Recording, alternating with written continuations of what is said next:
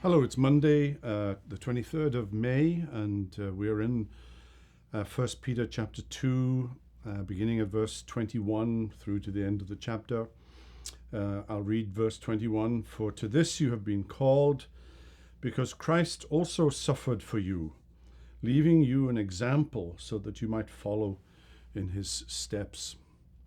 And you'll remember that Peter has been giving advice about how to live the Christian life in the realm of the state, in the realm of one's employment, and in chapter 3 he'll move on to the realm of the home and relationship of husband and wife and so on. But now he introduces us to a very important idea that the answer to the question, how then should we live, is to follow the example of Christ.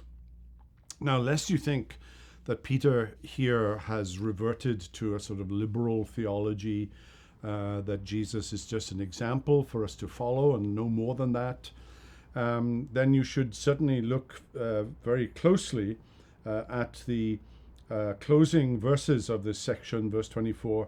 He himself bore our sins in his body on the tree that we might die to sin and live to righteousness. By his wounds you have been healed. So Peter isn't avoiding the necessary doctrine of the substitutionary atonement of Christ and that we cannot save ourselves. But the pattern of our lives as Christians is to be Jesus-like. What would Jesus do isn't always the relevant question in every context, because Jesus is unique. He's the Son of God, and he could do things that we cannot do, for sure. But generally speaking, what would Jesus do is a good question to ask when we find ourselves in trouble and difficulty, and that's the context in which Peter is writing here.